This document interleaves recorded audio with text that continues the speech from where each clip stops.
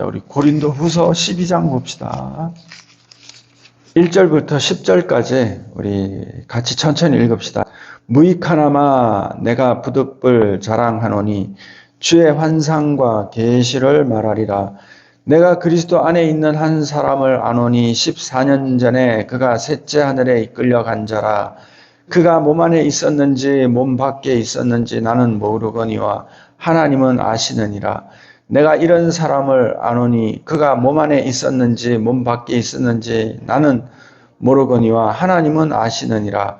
그가 낙원으로 이끌려가서 말할 수 없는 말을 들었으니 사람이 가히 이르지 못할 말이로다. 내가 이런 사람을 위하여 자랑하겠으나 나를 위하여는 약한 것들 외에 자랑치 아니하리라. 내가 만일 자랑하고자 하여도 어리석은 자가 되지 아니할 것은 내가 참말을 함이라. 그러나 누가 나를 보는 바와 내게 듣는 바에 지나치게 생각할까 두려워하여 그만두노라.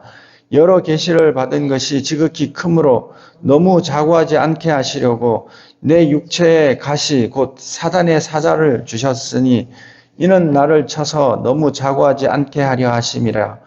이것이 내게서 떠나기 위하여 내가 3번 주께 간구하였더니 내게 이르시기를 네 은혜가 내게 족하도다. 이는 내 능력이 약한 데서 온전하여 짐이라 하신지라. 이러므로 도리어 크게 기뻐함으로 나의 여러 약한 것들에 대하여 자랑하리니 이는 그리스도의 능력으로 내게 머물게 하려 함이라. 그러므로 내가 그리스도를 위하여 약한 것들과 능력과 궁핍과 핍박과 곤란을 기뻐하노니 이는 내가 약할 그때 곧 강함이니라. 아멘. 오늘 하나님의 말씀은 약할 때 얻게 되는 유익함, 약할 때 얻게 되는 유익함, 우리가 약할 때 얻게 되는 유익함이 있는 줄 믿습니다. 사도 바울에게는 매우 심각한 문제가 있었어요. 그것은 바울에게 육체의 가시, 곧 사단의 사자가 있다고 사도 바울이 이야기를 했습니다. 사도 바울이 여러 영갑자보다 유대교에 열심히 있어서 저가 바리새인 중에 바리새인이다 보니 예루살렘에 있는 예수 믿는 사람들을 핍박하고 잡아들이고 죽이려고 애를 많이 썼죠. 그래서 어느 정도 유대 땅에는 기독교인들이 없어졌어요. 그런데 이스라엘 북쪽 다메섹, 자기 고향 가는 길 어떤 지역에 모여 산다는 이야기를 듣고 밤잠을 자지 못하던 그가 사내들인 공회로 가서 공문을 받아서 그들을 체포하거나 죽일 수 있는 권한을 가지고 저가 다메섹으로 향하다가 그 다메섹 가까운 광야에서 하늘에서 사울아 사울아 네가 어찌하여 나를 핍박하느냐, 큰 빛 가운데 하늘의 음성이 사울에게 들렸던 것입니다. 그래서 사울이 주여 누구십니까? 나는 하나님을 핍박한 적이 없고 주를 위해 열심인데 당신은 누구십니까? 사도 바울이 그 빛을 아마 뚫어지게 쳐다본 모양이에요. 다른 사람들은 그 빛으로 말미암아 다 눈을 가리고 있었는데 사도 바울은 쳐다본 모양이라. 나는 네가 핍박하는 나사렛 예수라. 사도 바울에게 큰 충격적인 그런 음성을 하늘에서 듣게 되었던 것입니다. 그리고 나서 사도 바울은 눈이 멀었고 그리고 하나님의 지시를 따라 직가라 하는 데서 아나니아의 안수를 받아서 눈에 비늘이 벗겨졌다. 이렇게 기록되어 있어요. 눈에 비늘이 벗겨졌다. 이 육체의 가시가 무엇인지, 그리고 사단의 사자 이렇게 표현을 했단 말이에요. 사탄의 사자라는 말은, 사자는 천사 이런 뜻이에요. 사탄의 천사가 내게 박혀있다 이런 말이에요. 육체의 가시인데 사탄의 천사다. 긍정적으로 표현을 한 거예요. 어느 정도 육체의 가시인데 사탄의 사자다. 이 사단의 사자가 무엇인지 성경에는 구체적으로 기록은 안 돼 있죠. 그러나 갈라디아서에 보면은 우리가 잘 알 수가 있어요. 갈라디아 4장 12절에 보면 형제들아 내가 너희와 같이 되었은즉 너희도 나와 같이 되기를 구하노라. 너희가 내게 해롭지 않게 하였느니라. 내가 처음에 육체의 약함을 인하여 너희에게 복음을 전한 것을 너희가 아는 바라. 너희를 시험하는 것이 내 육체에 있으되 이것을 너희가 업신여기지도 아니하며 버리지도 아니하고. 여기 아주 좋은 말이 있어요. 너희를 시험하는 것이 내 육체에 있었대. 육체, 말씀을 증거하는 자의 가시가, 사단의 사자가 육체에 있은 거예요. 굉장히 심했던 모양이라. 이사야 53장에 보면 사람들이 눈을 가리우고 고개를 돌리고 혀를 끌끌 차면서 멀리하는 이런 모양이 구세주의 모양인데, 너희를 시험하는 것이 내 육체에 있으되 너희가 업신여기지도 아니하고 버리지도 아니하였다.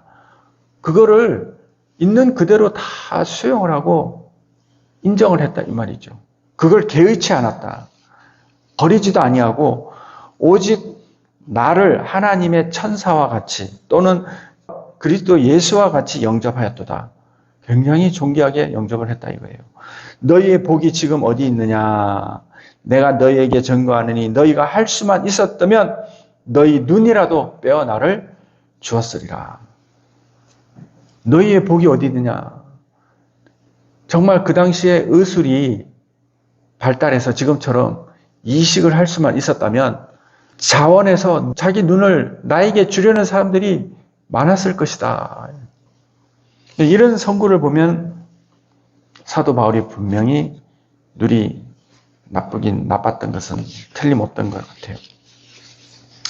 오늘 살펴볼 내용은 뭐냐면 사도 바울이 이 육체의 가시, 사단의 사자로 인해서 사도 바울이 많은 것을 깨달았어요. 사도 바울과 같은 성자가 깨달은 거니 얼마나 그 깨달음이 달콤하겠냐 이거죠. 오늘 우리가 이것을 나눔으로 말미암아 이 추수감사 절기에 하나님께 감사의 은혜가 넘치게 되기를 바랍니다.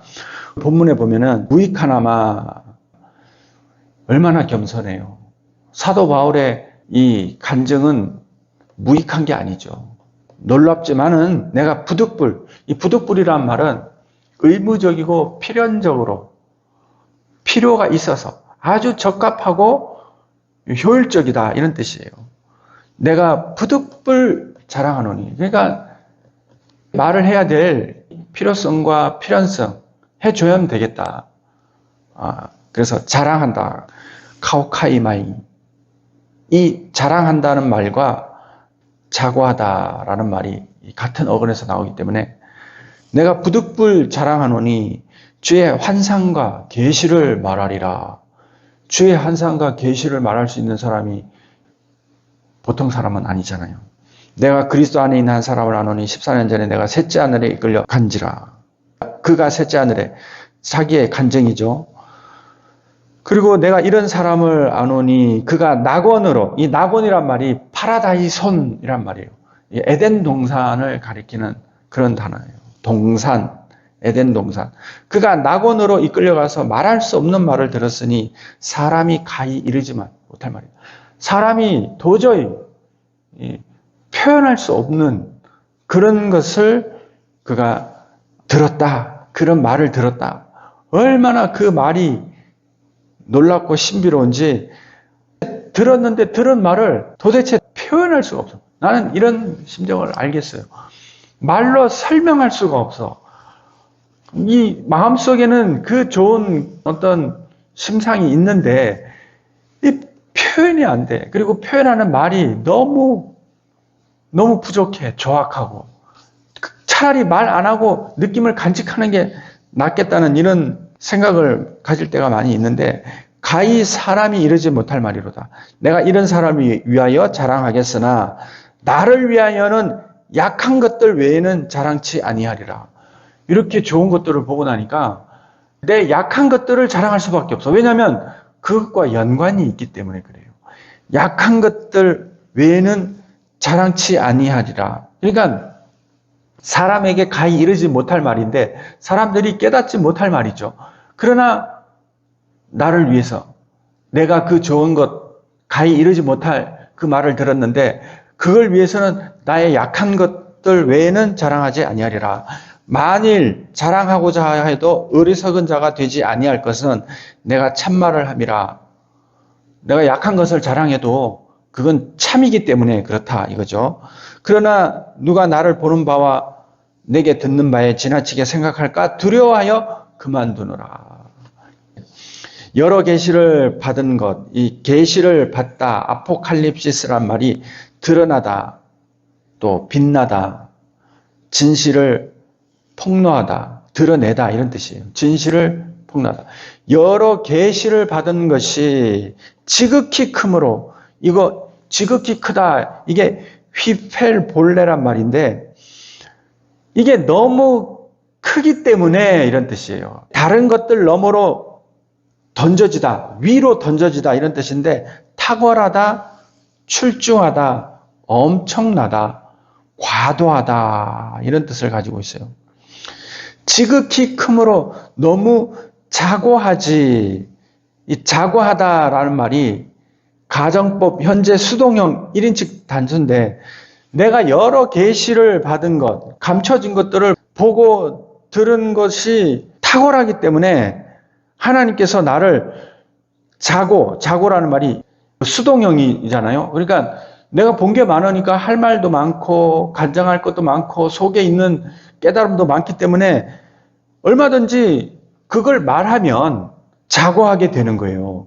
거짓말하는 게 아니라 자기가 보고 들은 것을 말함에도 불구하고 그렇게 되어질까 봐 이게 스스로 위로 끌어올리다 이런 뜻이에요. 자고하다. 자, 이 자고하다라는 말과 자랑하다, 카우카우마이라, 히펠라이로마이라는 말이 자랑하다라는 말도 올라가다, 높이다 이런 뜻인데 이게 어근이 아이로 세워지다, 일어나다 이런 뜻에서 나온 단어예요.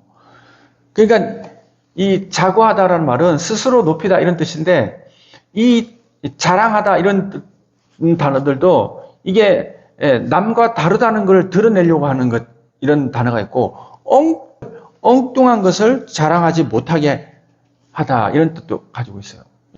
엉뚱한 게 아니라 자기가 계시를 보았고 받은 것이 많지만은 그걸 말하면 엉뚱한 사람이 된다 이 말이죠. 이걸 이해를 좀 하게 되기를 바랍니다. 생명나무의 과실을 먹은 자는 세상과 구별되기 때문에 그가 본 거는 구별된 것을 본 거기 때문에 말을 하게 되면 이게 자칫 받지 못하는 자들 앞에서는 엉뚱한 말이 되는 것입니다. 엉뚱한 자랑이 될 수밖에 없는 이런 뜻을 가지고 있습니다.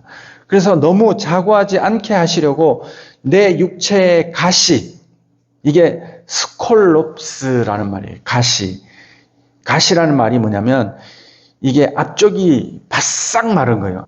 그리고 육체의 괴로움이나 불구, 말뚝, 가시 이런 뜻인데 이게 원래는 전쟁에 쓰는 고문 도구예요. 앞이 바싹 말라가지고 굉장히 뾰족한데 옛날에는 전쟁을 치르면 아군의 사기를 높이기 위해서 이 스콜롭스라는 1m 정도 되는 바싹 마른 이 가시를 가지고 그 상대편 적군을 사로잡아 쇠사슬에 이걸 묶어가지고 이 옆구리 이쪽에서 찔러서 이쪽을 튀어나오게 한 다음에 관통시켜서 아군 진영에 이게 끌고 다녔대.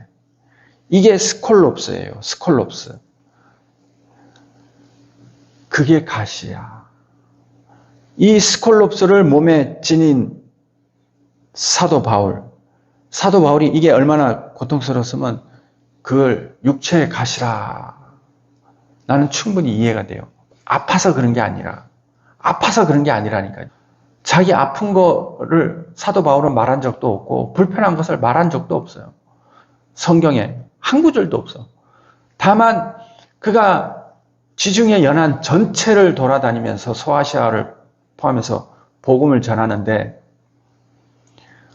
자기 자신이 복음을 전할 때마다 이것이 얼마나 자기를 겸손하게 만들었는지 그걸 우리가 오늘 좀 배우게 되기를 바랍니다. 그런데 사도 바울은 그 육체의 가시, 그걸 사탄의 사자라 이렇게 표현했어요. 사탄의 사자라는 말은 즐거움의 표시예요. 육체의 가시라는 말은 고통의 표시고, 이 스콜롭스, 육체의 가시를 지금 자랑하는 거예요. 약한 것을 자랑하는 거예요, 지금. 곧 사단의 사자, 이 앙겔로스, 천사, 사탄은 대적자, 비방자의 천사. 그러니까 천사 중에 3분의 1이 사단에게 속해 있잖아요. 그 중에 하나가 내 눈에 지금 들어와 있다.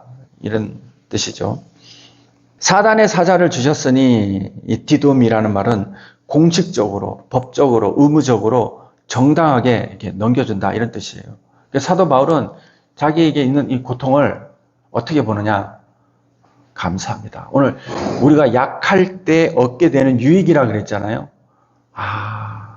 하나님, 이것도 감사의 도구로 주셨구나.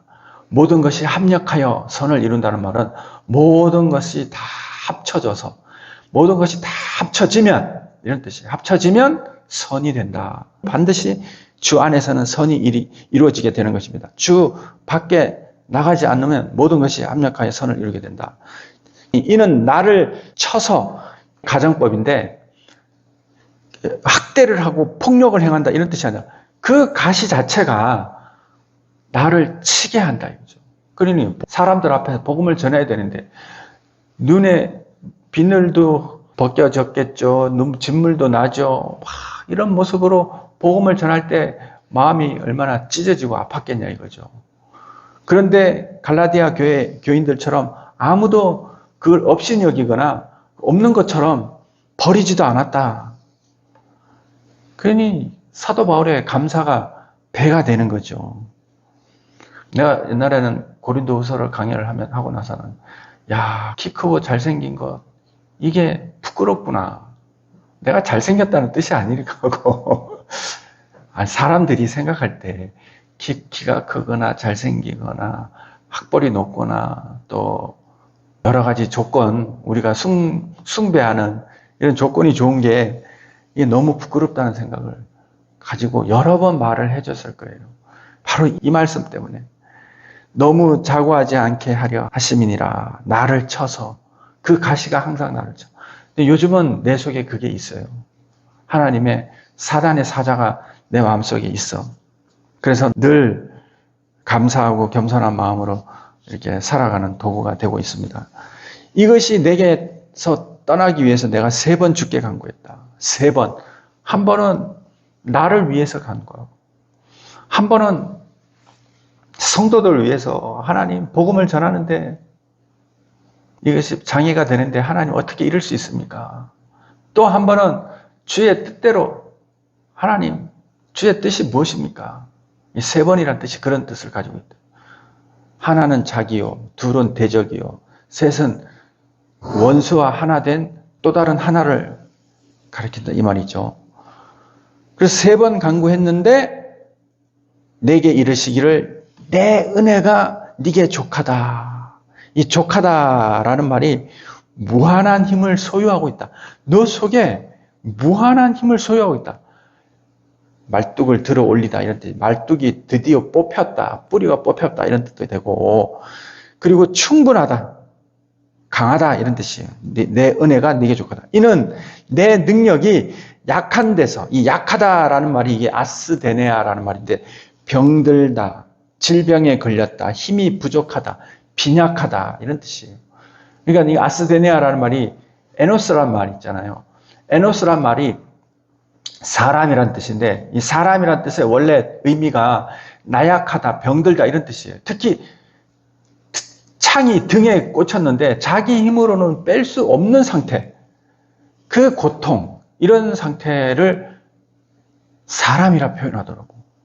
창세기 강해 때 나오는 말인데 어쨌든, 그리고 내 능력이 약한 데서 온전하여지다. 이 온전하여지다, 텔레오, 끝이다, 끝났다, 완전하다, 완성되다, 지불하다, 계산 끝 이런 뜻이에요. 계산 끝. 온전해짐이라 하신지라 이름으로 도리어 크게 기뻐함으로 나의 여러 약한 것들에 대하여 자랑하리니 이는 그리스도의 능력으로 머물게 하려 함이라. 그래서 이게 아주 중요한 비밀이 있어요. 하나님의 능력이 내게 머물려면 자기의 약한 것들을 를 바라보고 하나님께 기도하고 간구해야 되는 것입니다. 그러므로 내가 그리스도를 위하여 약한 것과 이 병든 것, 능욕과 이 휘브리스란 말인데 이게 오만, 모욕, 무례, 불손함, 그리고 정신적인 상처, 모욕, 맹렬한 폭풍우 같은 그런 공격, 능욕과 궁핍과 필요가 생기는 거예요. 핍박과, 이 핍박이란 말이 이게 뒤쫓아다니면서 추적하다 이런 뜻이에요. 부모가 자식 뒤따라다니면서 계속 책 잡고 야단치잖아요. 이게 핍박이에요, 핍박. 그리고 곤란을 기뻐하노니 이는 내가 약할 그때 곧 강함이니라. 내가 병자처럼 약할 때 그때가 강함이다. 이렇게 사도 바울이 말을 한 줄 믿습니다. 자, 그러면 약할 때 우리가 무엇이 유익한가? 첫째는 자고하지 않게 한다. 자고하지 아니하게 하려 합니다. 달리 말하면 항상 겸손할 수밖에 없고 미안해할 수밖에 없고 연약해질 수밖에 없고 수줍어할 수밖에 없게 만드는 것이 하나님의 뜻입니다. 사실 사도 바울은 대단한 사람이에요. 사도행전 22장 3절에 보면 나는 유대인으로 길리기아 다소에서 났고 이 성에서 자라 가말리알의 문화에서 우리 조상의 율법에 엄한 교훈을 받았고 오늘 너희 보는 모든 사람처럼 하나님께 대하여 열심하는 자라. 다소 하면 교육의 도시란 말이죠. 거기서 태어나서 교육을 잘 받았고 그리고 또 이 땅에 와서 가말리엘의 문화에서 율법에 엄한 교훈을 받았고 하나님에 대해서도 열심히 있는 사람이다. 사도 바울이 자기 자랑할 만하잖아요. 그리고 하나님을 위해서 헌신하면서 자기가 당한 이런 일에 대해서 자랑할 만해요. 고린도후서 11장에 보면 여러 사람이 육체를 따라 자랑하니 나도 자랑하겠노라. 저희가 그리스도의 일꾼이냐? 정신없는 말을 하거니와. 사도 바울이 너무 어이가 없어서 고린도 교회에 그렇게 힘들게 세우고 났더니 자기들이 사도의 직분을 명을 받아서 여기 왔고 그리스도 일꾼이다. 그리고 교회를 흔드는 거예요. 사도 바울이 세워놓은 고린도 교회를. 저희가 그리스도 일꾼이냐? 정신없는 말을 하거니와. 나는 더욱 그러하도다. 내가 수고를 넘치도록 하고 옥에 갇히기도 더 많이 하고 매도 수없이 맞았대. 여러 번 죽을 뻔하였으니 유대인들에게 40의 감한매를 5번이나 맞았고 3번 태장으로 맞고 1번 돌로 맞고 3번 파산하는데 일주야를 기품에서 지냈으며 여러 번 강의 위험과 강도의 위험과 동족의 위험과 이방인의 위험과 시내의 위험과 광야의 위험과 바다의 위험과 거짓 형제 중의 위험을 당하고 또 수고하며 애쓰고 여러 번 자지 못하고 줄이며 목마르고 여러 번 굶고 춥고 헐벗었노라. 이 외의 일은 고사하고 오히려 날마다 내 속에 눌리는 일이 있으니 곧 모든 교회를 위하여 염려하는 것이라. 누가 약하면 내가 약하지 아니하며 누가 실족하게 되면 내가 애타지 아니하더냐.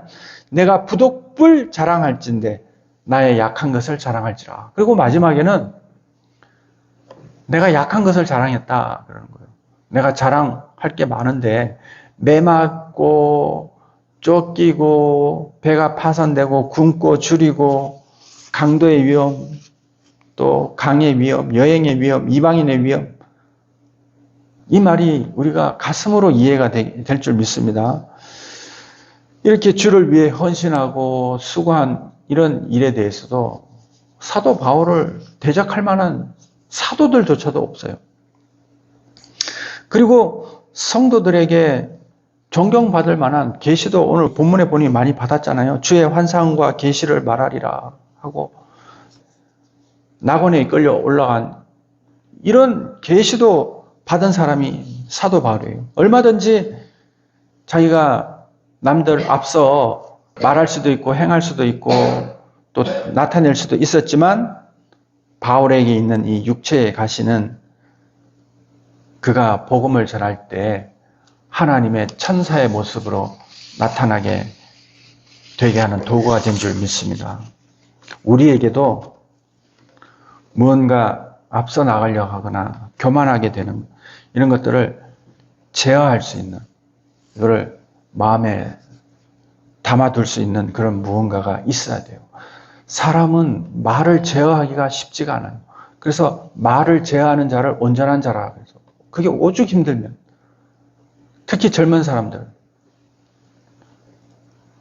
그러나 온전한 자는, 그 마음이 중수가 있는 자는 마음에 담아두는 것입니다.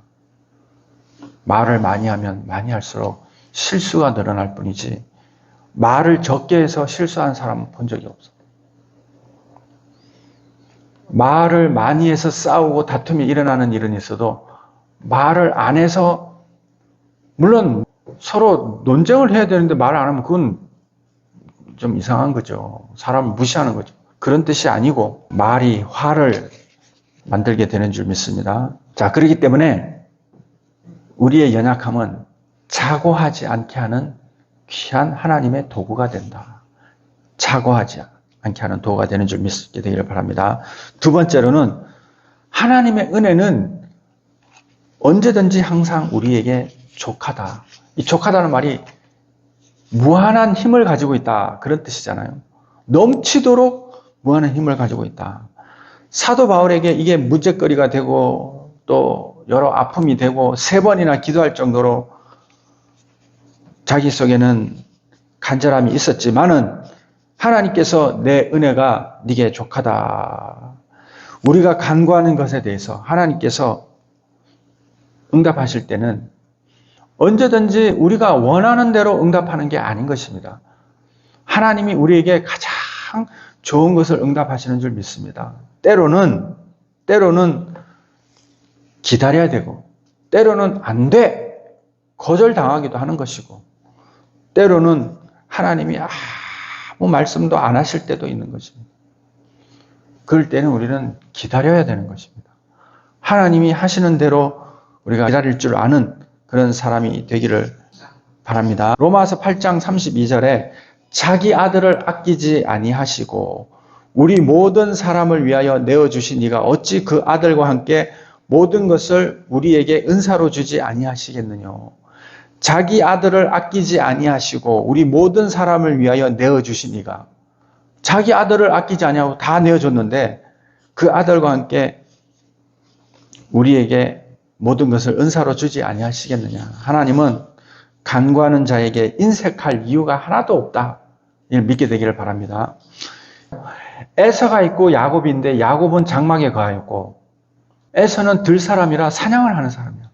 에서는 에서대로 복을 주고 야곱은 야곱대로 복을 주는 것이 하나님인 것입니다. 우리가 잘못했다 야단치는 하나님이 아니라 자기 분복대로 다 복을 주시고 아끼지 않는다 이거죠. 하나님은 우리를 책망하시거나 우리가 원하는 것에 인색한 분이 아니시라는 것을 우리가 알아야 되는 것입니다. 하나님의 은혜는 항상 우리에게 족하다. 응답이 되지 않았다고, 눈이 낮지 않았다고, 우리 속에 무언가 병이 고쳐지지 않았다고, 그걸 가지고 하나님의 응답이 임하지 않았다 하는 것이 아니라 항상 하나님의 은혜는 내게 족하다. 우리가 믿음으로 말미암아 하나님의 구원을 얻고 천국에 가는 것이지, 그 가시가 없으면 겸손해지겠어요? 자고하지? 그리고 그 은혜로 말미암아 항상 하나님을 바라보게 돼요. 믿음이 달라진다니까요. 하루의 생명이 어찌 될지 보장받지 못한 사람은 온종일 믿음이 충만해. 항상 하나님의 은혜는 우리에게 넘치도록 충만하다. 우리의 가시를 포용하고도 남을 만큼 족하고 넉넉하다. 우리에게 아무 문제가 없고 고통스러운 일이 없으면 우리는 이 땅이 너무 좋아서 이 땅에서 천년만년 살 것처럼 그렇게 살게 될지도 모른다 이 말이죠. 몸에 가시가 없는 사람이 어디 있냐고요. 이 가시를 선용해야 되는 것입니다. 하나님의 은혜는 항상 족하다. 자고하지 말고 하나님의 은혜는 항상 족하다는 걸 깨닫게 되고, 세 번째는 약할 그때 하나님의 능력이 나타나는데 이 능력은 신비로운 능력이다. 우리가 감사할 수밖에 없는 능력이다. 항상 감사합니다. 하나님 이건 제게 아니에요. 하나님 감사합니다. 늘 이런 마음을 가지게 되고 두려운 마음을 가지게 돼요. 사람이 무력함을 의식할 때 두 가지 반응이 나타나요. 하나는 부정적이야. 하나는 또 긍정적인 반응이 나타나는데, 부정적인 반응은 뭐냐면 의기소침해지거나 자학을 하거나 반항적이 되어서 하나님을 모욕하고 뛰쳐나가게 되고, 긍정적인 반응은 뭐냐? 하나님께 더 간구하게 되고 도우심을 바라게 되고 앙망하게 되고, 자신의 약함을 올바로 인식하는데 시간이 많이 걸리고 훈련이 필요해. 아브라함은 아들을 낳는데 25년이 걸렸고, 그리고 이삭을 드릴 때 하나님의 수업이 끝났어요. 아브라함아, 아브라함아, 그 아이에게 손대지 말라. 네가 이제야 나를 경외하는 줄 내가 알았다. 야곱은 외삼촌 집으로 가서 20년 동안 고생했어요. 요셉은 또 얼마나 오랫동안 17살에 가서 39에 22년 동안 자기 자신을 향한 하나님의 이 능력이 나타난 것을 깨달았어요. 내가 애굽의 총리가 되지 아니하였으면 어떻게 우리 가족을 구원하고 이 일을 이룰 수 있을까? 모세는 40년 걸렸어요. 창세기 26장에 보면 이삭의 삶에 대해서 나오는데, 이삭은 일생 순종하면서 살았죠. 아버지가 하나님의 뜻을 따라 자기를 죽이려 할 때 얼마든지 아버지를 저지할 수 있는 힘이 있었지만 이삭은 순종했단 말이에요. 이삭의 나이가 많았단 말이에요. 그때 적은 나이가 아니었어요. 그런데 그런 이삭은 그 아버지의 그 칼에서 하나님이 구해준 것 알았고, 그 이후로도 순종적인 삶을 살았어요.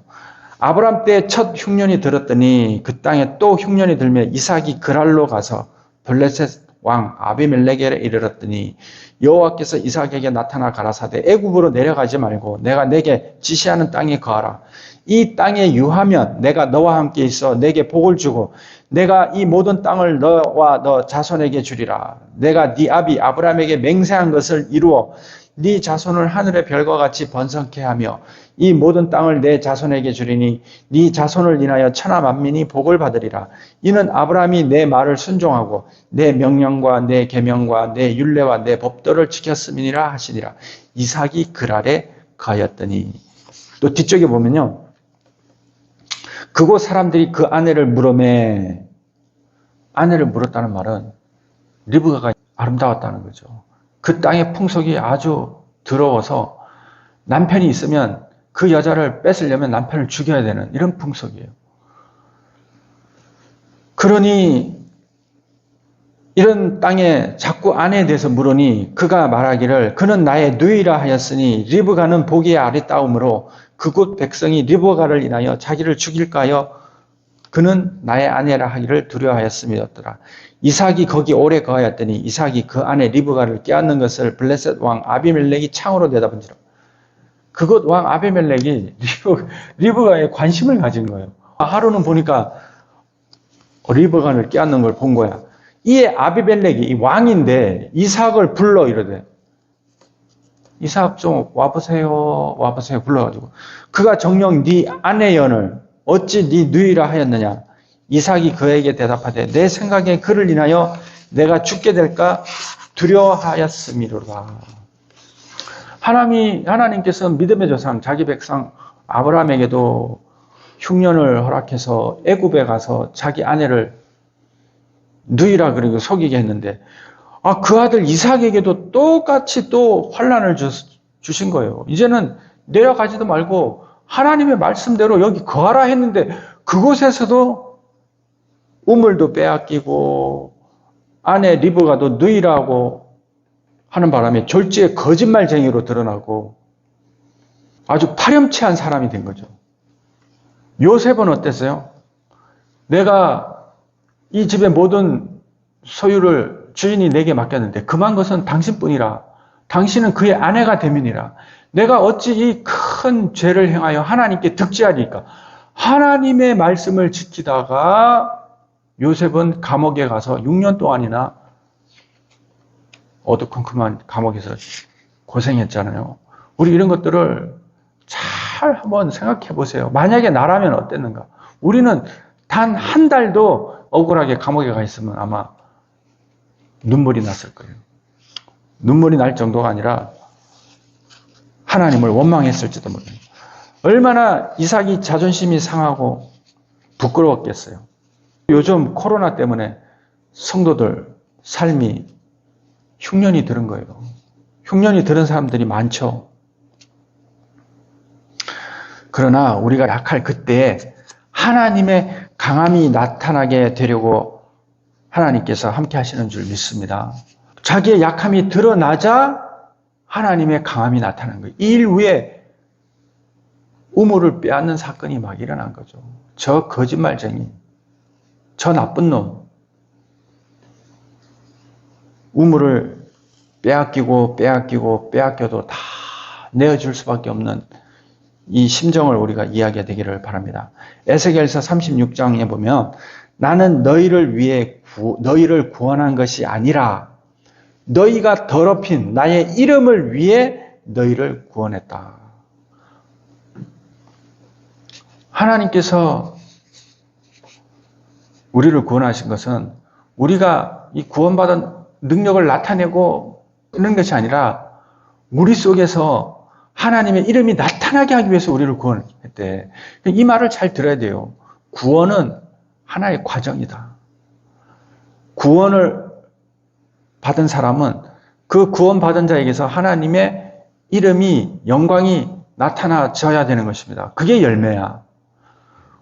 그런데 사람들은 구원받으면 끝이라 생각하니 이게 아직도 첫째 날, 둘째 날 믿으면서 헤어나오지를 못하고 있는 것입니다.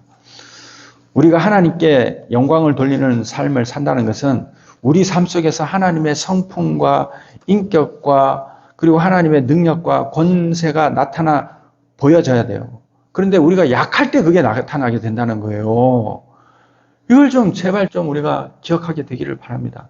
우리가 약할 때 그게 나타나지 세상에서 잘나고 잘 나가고 똑똑하고 이럴 땐 그것이 나타날 수도 없고 오히려 나를 위해서 내가 구원받았다 착각하고 하나님은 나를 구원하신 분이라 그렇게 생각하는 거죠.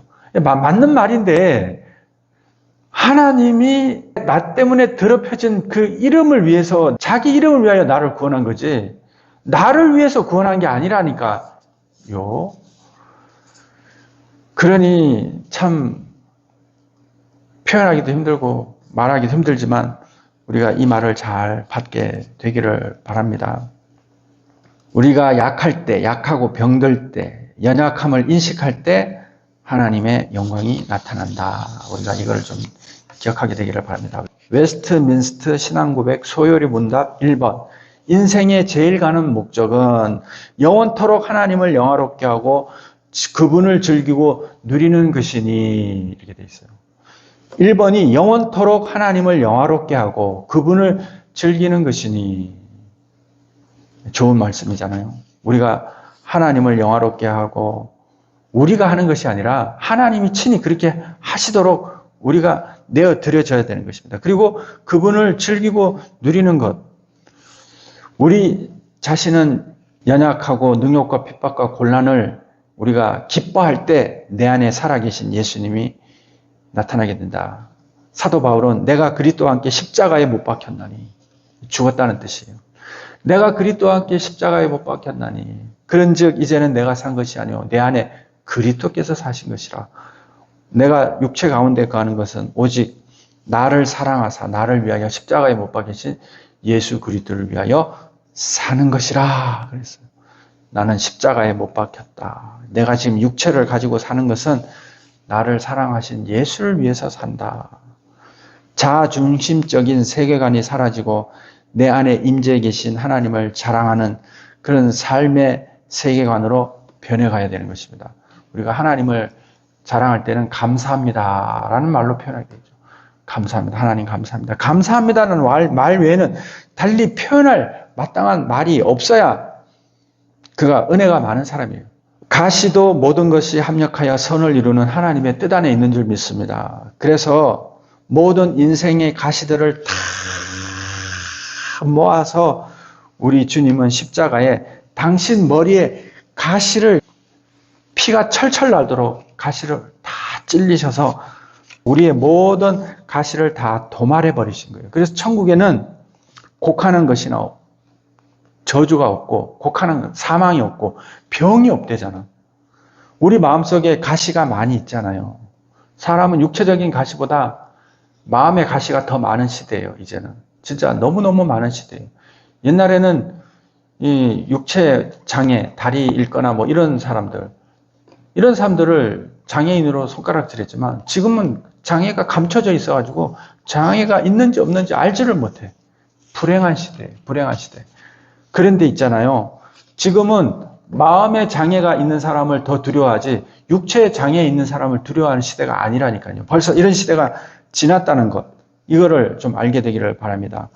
그래서 우리가 이 땅에서 삶의 이런 가시를 경험하며 그 가시가 모두 사라지기를 하나님께 기도해서 소망해서 이 땅에서 가시를 다 빼내게 되면 이 땅에서 천년 만년 살고 싶은 욕망이 커지게 된다 이거죠.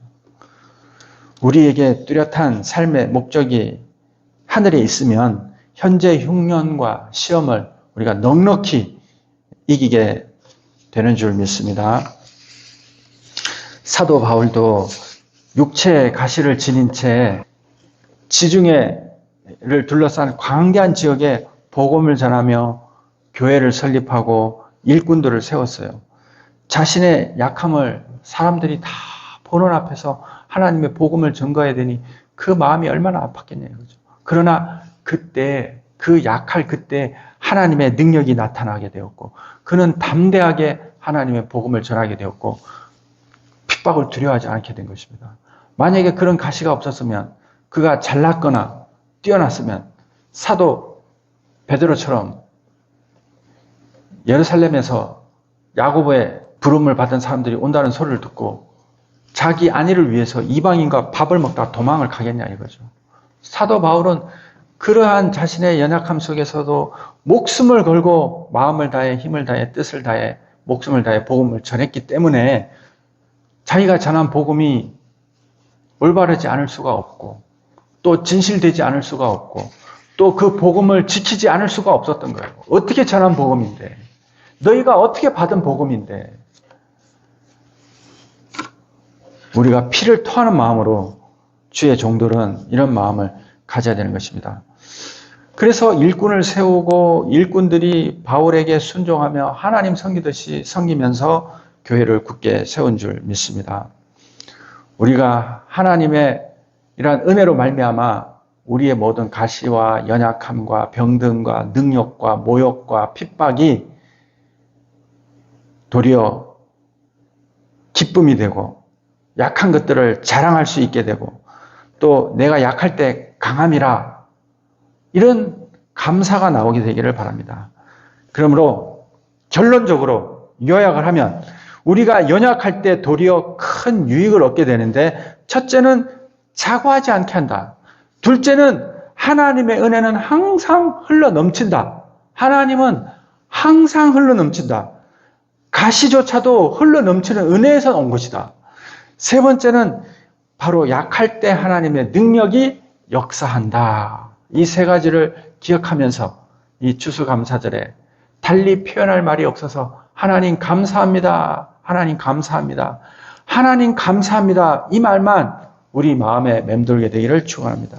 하나님 감사합니다. 오늘도 이 예배 가운데 함께하여 주셔서 은혜를 더하여 주시니 감사를 드립니다. 날마다 주의 은혜가 너무 커서 자고하지 않고 항상 하나님의 은혜는 우리의 가시 위를 덮어 흘러 넘치는 차고 넘치는 은혜인 줄 믿게 도와주시고 그것을 통해서 하나님의 능력이 나타나는 이것을 바라보며 감사의 제단 쌓게 도와주시옵소서. 감사를 드렸고 예수님의 이름으로 기도합니다. 아멘.